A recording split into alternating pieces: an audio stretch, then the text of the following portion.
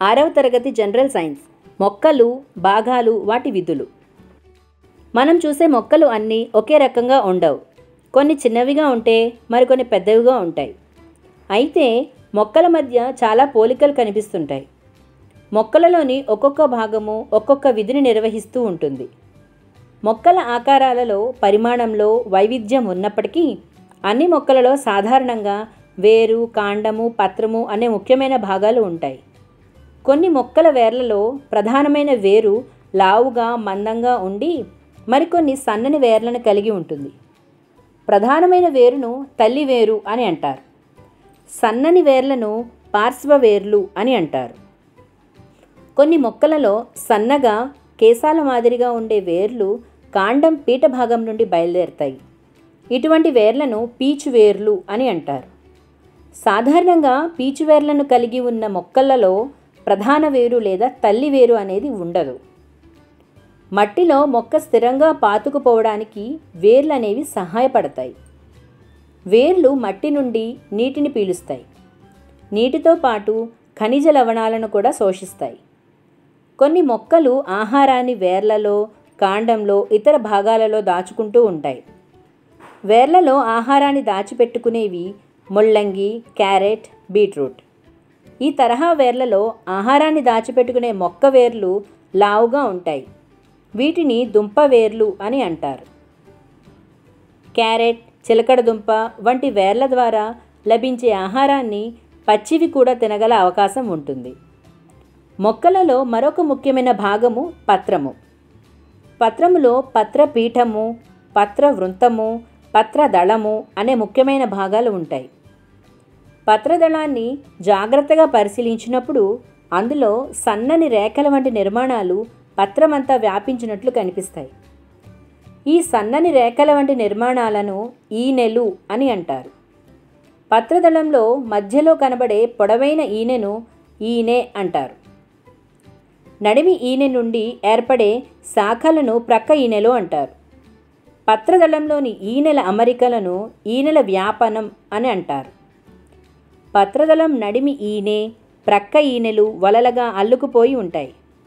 ఈనెలు పత్రదళమంతా వ్యాపించి పత్రానికి ఆకారాన్ని మరియు పటుత్వాన్ని కలుగజేస్తాయి.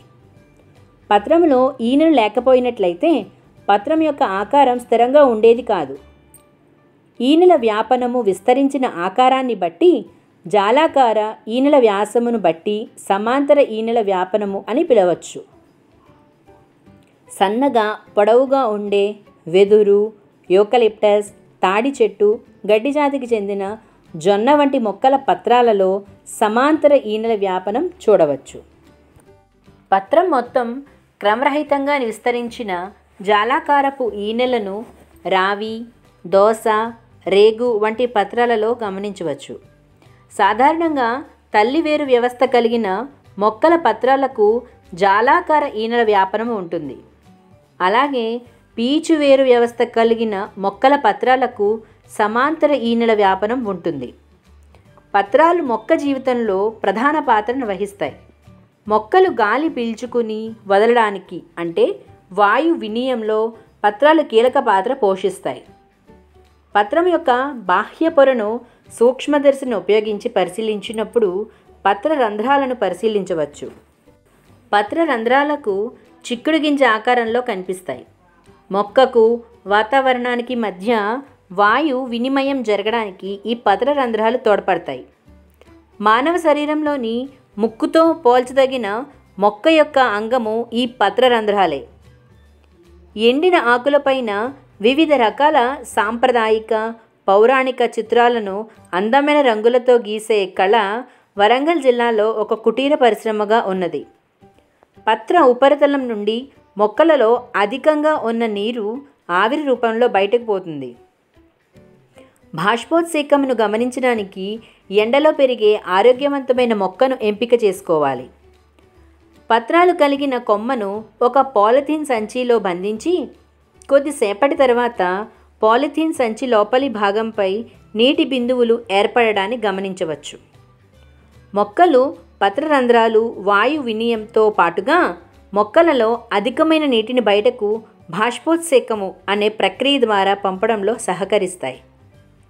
మొక్కలో అధికమైన నీరు ఆవిరి రూపంలో విడుదల కావడాన్ని బాష్పోత్సేకము అంటారు. కిరణజన్య సంయోగ క్రియ ద్వారా ఆహార పదార్థాలను తయారు చేయడం పత్రం యొక్క మరొక ముఖ్యమైన విధి. మొక్కలోని కాండము మొక్కకు ఆధారాన్ని ఇస్తుంది. కొన్ని మొక్కలలో కాండాలు పెరుగుదల నిలువుగా సమాంతరంగా ఉంటుంది. మరికొన్ని మొక్కలలో కాండాలు శాఖలుగా విస్తరింపడం జరుగుతుంది. పత్రాలు, పుష్పాలు వంటివి కాండం నుండి పెరుగుతాయి. కాండమును జాగ్రత్తగా పరిశీలిస్తే పత్రము ఏర్పడే దగ్గర కాండం పైన మచ్చ కనిపిస్తుంది. కాండానికి శాఖలు ఉంటాయి. కాండము పత్రాలను, పుష్పాలను, ఫలాలను భరిస్తూ ఉంటుంది. కాండం ఒక నాళం మాదిరిగా పనిచేస్తూ వేర్లు గ్రహించిన నీటిని మొక్క యొక్క ఇతర భాగాలకు సరఫరా చేస్తాయి. వేప, మర్రి వంటి పెద్ద చెట్లలో కూడా నీరు వేర్ల నుండి చిటారు కొమ్మల దాకా కాండంలో గల ఈ సన్నని నాళాల ద్వారానే జరుగుతుంది. బంగాళదుంప, పసుపు, వెల్లుల్లి, అల్లం, చెరకు వంటి మొక్కలు ఆహార పదార్థాలను కాండంలో నిల్వ చేయడం జరుగుతుంది.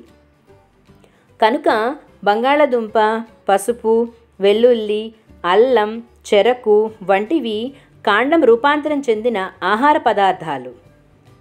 ప్రకృతిలోని వివిధ రకాల మొక్కలు వేరువేరు పరిస్థితులకు అనుగుణంగా రూపం మార్చుకొని కనిపిస్తుంటాయి. కొన్ని మొక్కలలో కాండం మొక్కకు ఆధారాన్ని ఇస్తే మరికొన్ని మొక్కల్లో కాండం ఆహారాన్ని నిల్వ చేస్తుంది. మొక్కలలో మరొక ముఖ్యమైన భాగము పుష్పము. పుష్పంలో అందంగా కనిపించే రంగురంగుల రెక్కల లాంటి నిర్మాణాలను ఆకర్షణ పత్రాలు అని అంటారు. ఆకర్షణ పత్రాలు కీటకాలను ఆకర్షిస్తూ ఉంటాయి. పండ్లు తయారవడానికి ఈ ప్రక్రియ సహకరిస్తుంది. ప్రకృతికి అందాన్ని ఇచ్చే పూల కోసం అనేక మందిని చెట్లను పెంచుకుంటూ ఉంటారు. ఇవి కూడా గమనించండి. కొన్ని మొక్కలలో భూమి ఉపరితలం నుండి పైకి ఎంత ఎత్తైతే ఉంటుందో అంత లోపలికి మొక్క యొక్క వేళ్ళు విస్తరించి ఉంటాయి. బనానా ఆయిల్ను పెట్రోలియం నుండి తయారు చేస్తారు. యాపిల్ బరువులో 84%, అలాగే దోసకాయ బరువులో 96% నీరు ఉంటుంది. పుష్పంలో అండాశయం, కీలం, కీలాగ్రం, పరాగకోశాలను లైంగిక భాగాలు అంటారు. పుష్పాలు రంగులను కలిగి ఉండి పరాగ సంపర్కం కోసం కీటకాలను ఆకర్షిస్తాయి. జీడి మామిడి పండులో పండుగా కనిపించేది నిజానికి పండు కాదు, అది పండు యొక్క తొడిమ. మొక్కల కాండం మీద ఉండే చిన్న ఉబ్బెత్తు భాగాల నుండి కొమ్మలు, ఆకులు, పుష్పాలు అభివృద్ధి చెందుతాయి. ద్రాక్ష వంటి ఎగబాకే మొక్కలలో కాండం బలహీనంగా ఉంటుంది. మొక్క కింద పడిపోకుండా పాకడానికి వీలుగా తీగలు, కొక్కేలు ఏర్పడతాయి. మిరపకాయలో కారం కలిగించే పదార్థాన్ని క్యాప్సేషియం అని అంటారు. అల్లం వంటి మొక్కలలో కాండం భూమిలో ఉంటే ఆకులు భూమిపైన ఉంటాయి.